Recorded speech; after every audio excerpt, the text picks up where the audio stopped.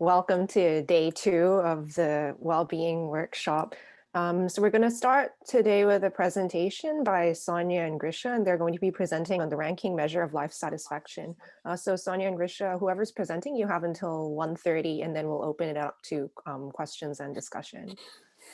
So I think if you could start presenting with sharing your screen. Great, thank you. Yeah. Okay, does it work? Yes. Can you all hear me? Okay, excellent. Well, I can. So yeah, welcome everyone from my side as well. And I've also been impressed by yesterday's sessions, and I've actually learned quite a lot. And some of that I had to reflect in my slides, so I had to do some work this morning. But yes, I'm really thrilled to be able to both listen to you and present our work, which is joint work with Sonia, who's in the audience today as well. And it's called the ranking measure of life satisfaction. And I actually thought it's a very new idea until yesterday, but we come to that. Okay, my clicker isn't working. No, okay. So as promised yesterday, I'll try to start with what it is actually that we want to achieve and what we think is important. So the starting point of our research is that we were looking for a reliable, or let's say maybe a more reliable measure to quantify how we value public goods. Something like infrastructure, health service quality, environmental quality, and all the other things that you can't really provide only to an individual, but always provide to a group. And in those contexts, it's kind of, as I'll discuss on the next slide as well, it's harder to use kind of the economic standard approach of revealed preferences, as people typically don't make choices. It's someone making choices for them. And the other thing is that we're also interested in something that was based on the actual experience with the good, so that when people kind of already know how it feels like to have that level of the public good or don't, how they would assess then the situation, so that we are not kind of measuring expectations, but actually the experience. And that also implies that we are interested in kind of the average impact on the population, because it's kind of decisions that we make for everyone and not for an individual. So we're not looking for kind of the direct individual valuation only to the extent that kind of the group's evaluation is based on individuals' values and preferences. Also very much in line with the standard economic tradition. So yes, we don't care really about the happiness or perceived satisfaction level per se. We rather are interested whether people would prefer life A to life B. And in our context, that might mean life with level A of a public good, rather than life with level B of a public good. So yes, it's kind of really, given the choice between the two, which one would they prefer? And also the motivation is very much based on those public good stories. We don't actually do that in the current study. We're just trying to find a measure that would be suitable to then later be used for those purposes. And the starting point is kind of very much in the economics part of the subjective well-being literature. And there typically they use kind of the life satisfaction, typical level measurements that yesterday have been very nicely introduced. And then there are all types of questions, those about public goods, but also about things like, is it actually a good idea that developed economies still grow? Is becoming richer still something that should be a government objective? And most of you might be familiar with the Easterlin paradox. And I always had the feeling that the Easterlin paradox is not really a paradox. It's a direct and necessary consequence of the way we measure life satisfaction. It just can't be anything else. So it's not really informative. It's just directly coming out of the bounded nature and the discrete nature of this measure. Which doesn't mean necessarily that we kind of growing more and more is the best thing to do. I just didn't find it very informative. And in that economics literature that uses subjective well-being levels, very often they assume, well, at the very least, that those levels are comparable across time, sometimes not only across years, but really across decades and therefore also generations, and that they are comparable kind of across individuals, countries, and even continents. And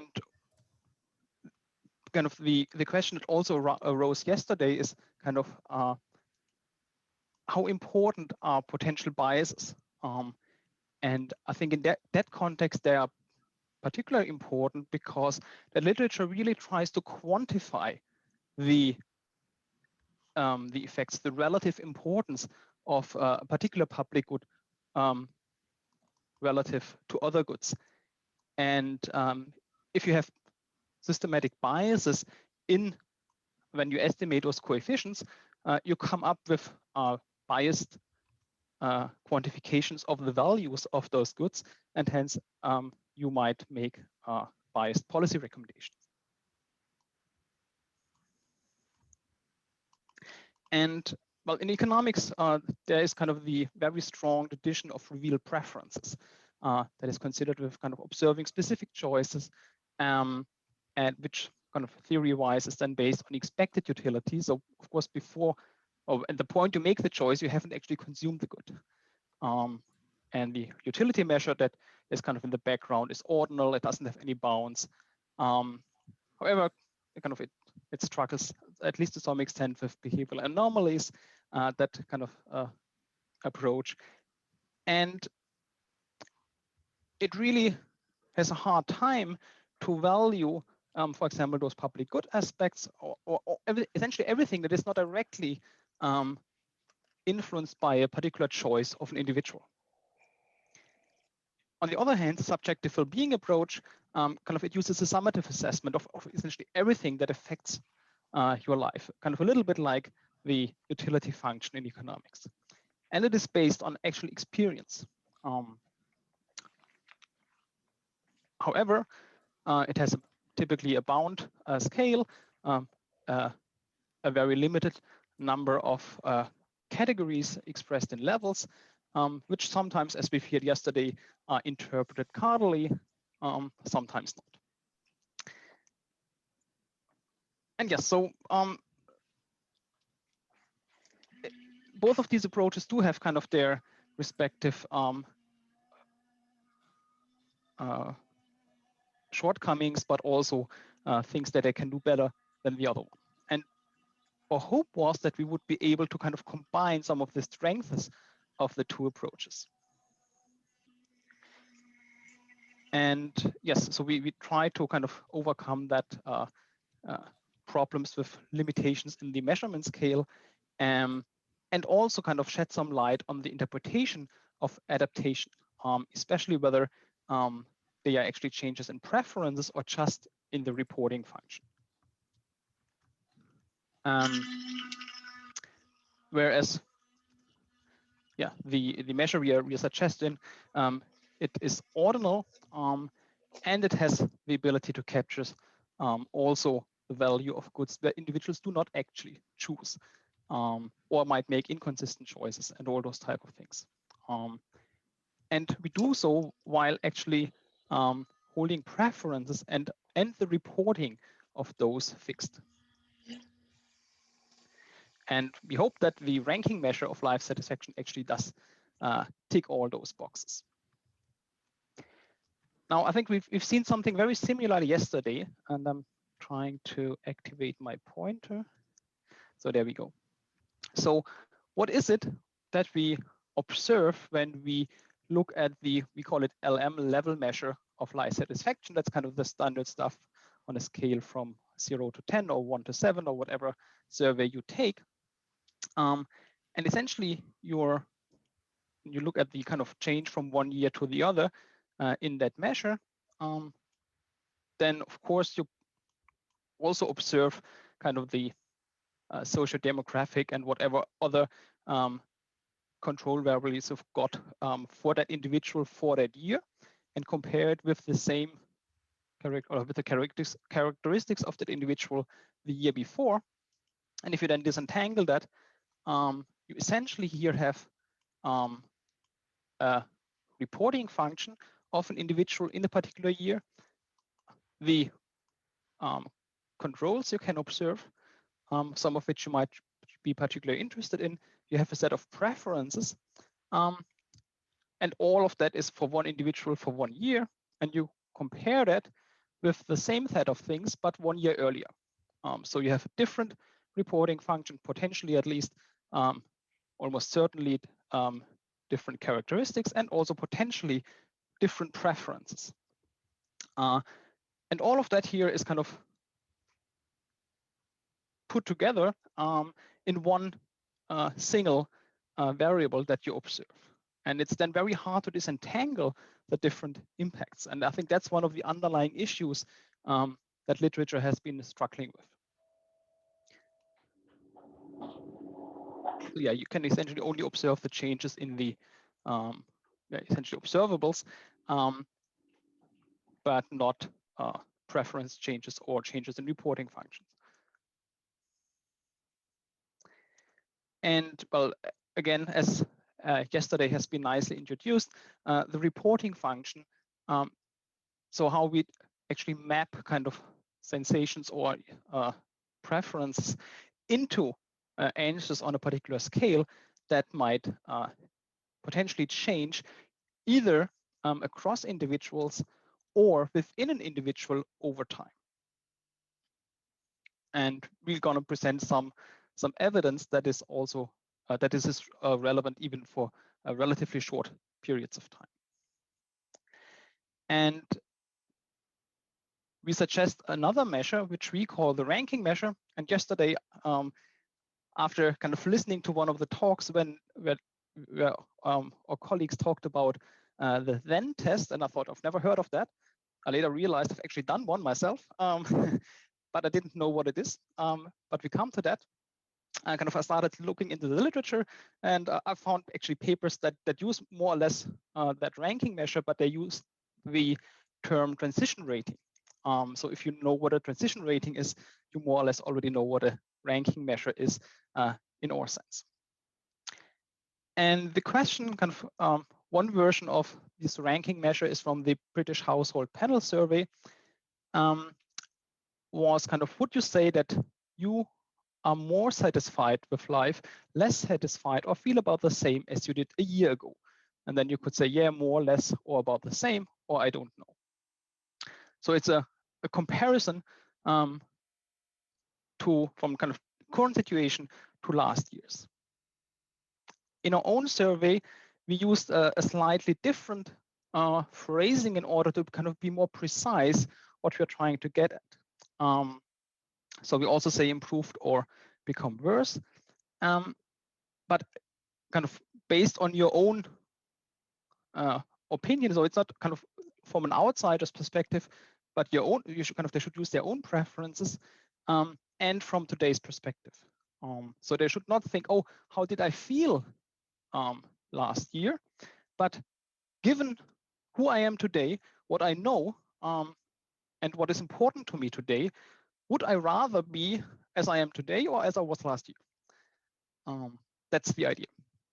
And then we actually had a 5-point answer scale, but for the analyst that's going to follow, we essentially converted into a 3-point measure in order to be able to compare it with the one above. And if you then look again, what does the thing actually measure? We now have a different reporting function because it's a very different scale. We have today's state of the world, last year's state of the world, and today's preferences. So there's only one reporting function and only one set of preferences. And the only thing really that varies that we can observe is, it's the only thing that varies and we can observe is the state of the world. So hopefully that allows us to really attribute whatever we observe here as the ranking measure really to the change in those observables. at least if they capture all the relevant aspects of the world out there. So yes, that's what I've essentially just told you. And that's kind of, that aspect here is really the key difference to the level measure of life satisfaction, where both preferences and reporting functions might change in the background without us observing it. And here comes kind of the little randomized controlled trial that we've done in order to check for some for the consistency both of the level measure and a ranking measure. And we essentially had 1,600 people spread over 4 treatments that were kind of roughly representative, at least in terms of age and education and stuff like that. But of course, it's an online panel, so it's never fully perfectly representative. And we had them in 2 waves with 3 months apart. And in the first wave, we didn't do anything else but essentially elicit their life satisfaction measure in the standard way. In the second wave, we then kind of allocated them to 4 different treatment, and the control treatment just we asked the level measure again, and then the ranking measure. So compared, and of course not a year earlier, but kind of 3 months earlier, in order to make that a reasonable comparison possible.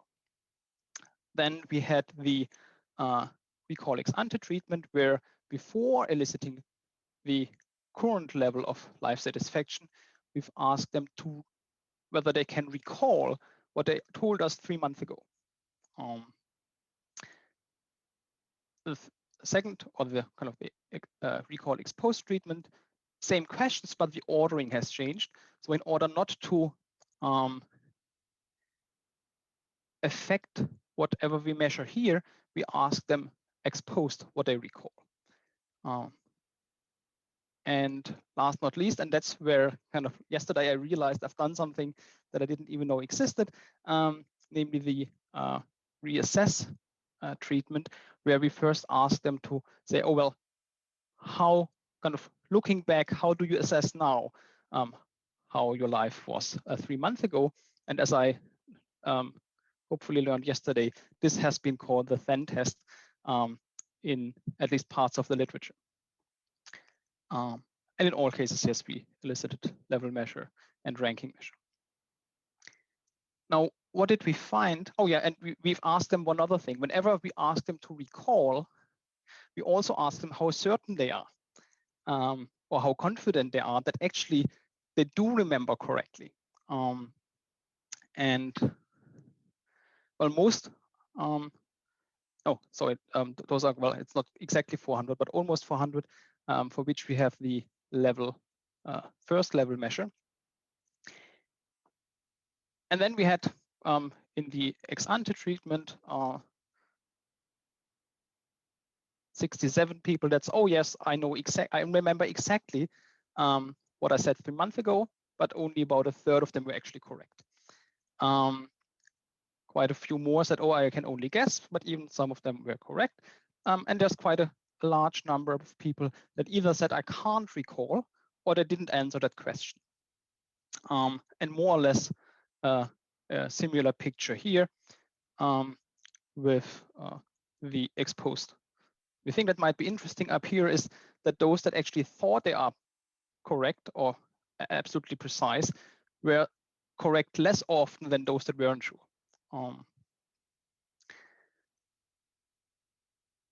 Yes, so only kind of 1/5 was able to correctly recall, and more than 40% either didn't provide an answer or said they can't recall. Yes, so they didn't even kind of put a number down.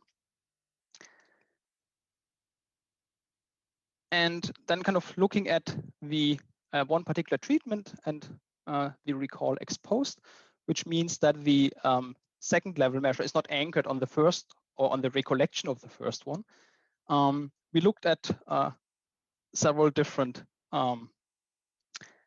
aspects of that, and the first one is kind of what would you observe if you would have only elicited the level measure as is usual for surveys. Then how big is actually the recollection error, which could be either to noise or to bias, depending on whether it's systematic or not. And then, well, what I call here the signal, namely what people say they are, kind of how satisfied they are today, and what they think how satisfied they've been, or what kind of the signal they sent last time. And coming back kind of to this kind of truthful communication aspect we had in Michael's talk yesterday, kind of if they really try to communicate to the experimenter what they think he or she wants to know or kind of to express, then this should be kind of the signal they want to communicate.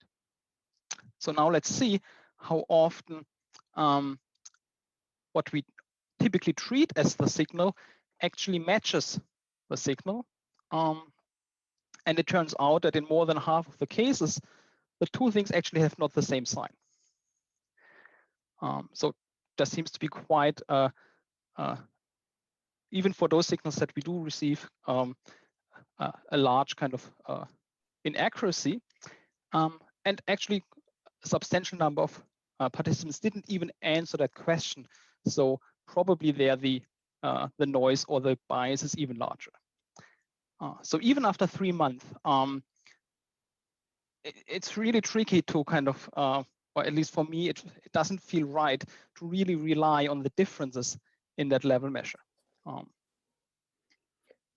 Grischa. So someone was asking, what's the scale for the level measure that you used? I think it was the 1 to 7 version.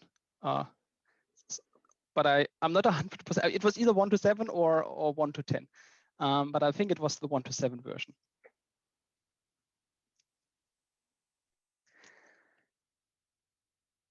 And here just a few response rates for those kind of recall and reassess questions.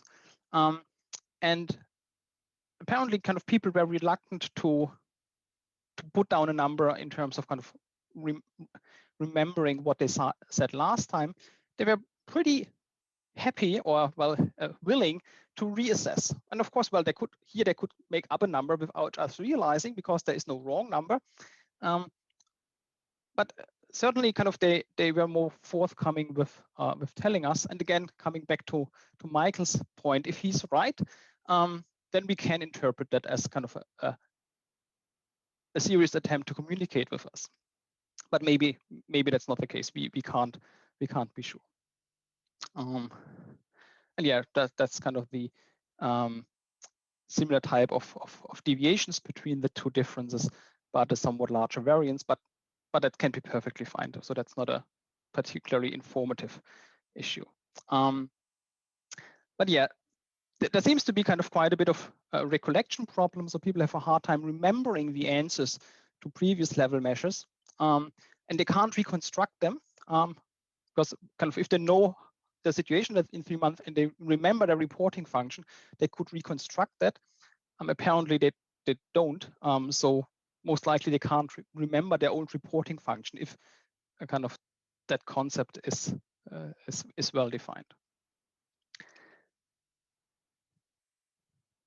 Now, both from this randomized controlled trial and other data sets, we've asked the question whether the ranking measure and the change or the direction of the change in the level measure actually point in the same direction.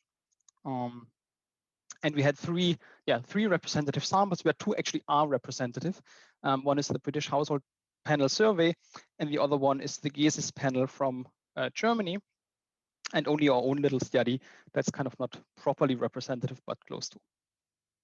And then there's a lot of numbers, and rather kind of focus on the highlighted stuff, namely how often the sign of the change in the level measure and the ranking measure actually agree or disagree. And that is actually a substantial number, or well, the agreement is less than half, and the weak disagreement here is well, close to half, depending on the survey, and the correlation actually is rather weak. So they seem to pick up different pieces of information. And of course, that could be just noise. Hence, the next question is this difference in the two measures, is it systematic? Is it correlated with the stuff we care about? Because if that's the case, then we can't really, or at least kind of there are doubts whether the coefficients we estimate really pick up what we want to know. I guess you can't really read all those numbers. Don't worry, I can zoom in on the next slide. But essentially, we've got here the deviation between the two measures. Here we've got the sign of the change in the level measure, the sign of the ranking measure, and this is the same, just with a different estimation approach. So the first three are all OLS to start with something simple. And then we've got a long list of controls, something like financial situation, employment status, marriage status, and so on. So let's, before we zoom in on the numbers, make some observations, namely that these deviations here, so the first column, there are quite a number of stars here. Oh yes, and this is a British household panel survey. So I think we've got about some 83,000 observations here. So there seems to be a systematic deviation between the information conveyed by the two different ways of measuring changes in life satisfaction. And in both cases, the primary effects are actually intuitive and go in the same direction. However, for the ranking measure, they tend to be stronger, both in terms of significance and in terms of the size of the coefficients. Moreover, if and most of those variables also appear in lags, so looking at the change from the from 2 years ago to the previous year, so looking at whether adaptation might play a role. And here we see that actually the signs very often are the opposite. So in the with the level measure, we find kind of typical adaptation combinations, namely that the primary or the kind of the direct effect is negative here and the lagged effect is positive, or vice versa, all in the kind of standard way you would expect in terms of the signs. But for the ranking measure, it's very often the exact opposite, meaning that they are aligned, they point in the same direction. So if you get unemployed, yes, you don't like that. And even in the second year, you like it even less.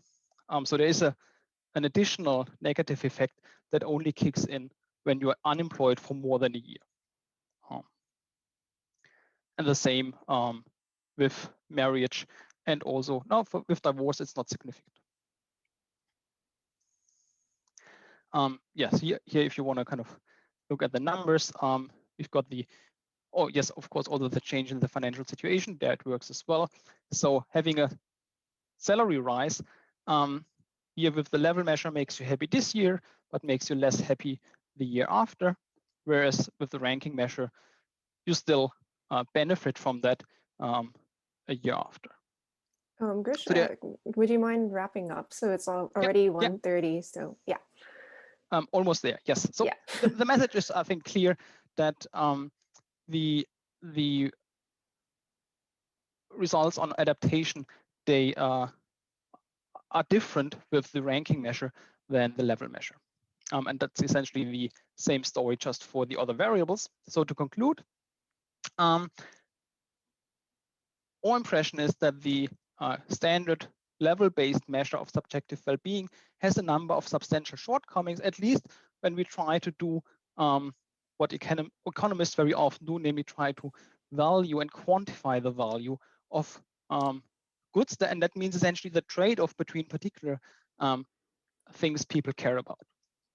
And we do believe that some of those issues really are deeply ingrained in the way the level measure is elicited. And we hope that at least some of those things we can at least reduce by using this direct comparison, this ranking measure of life satisfaction. Yes, and that's what I've just told you, so I won't repeat that. So thanks a lot for your attention, and I'm really looking forward to any questions or comments you might have.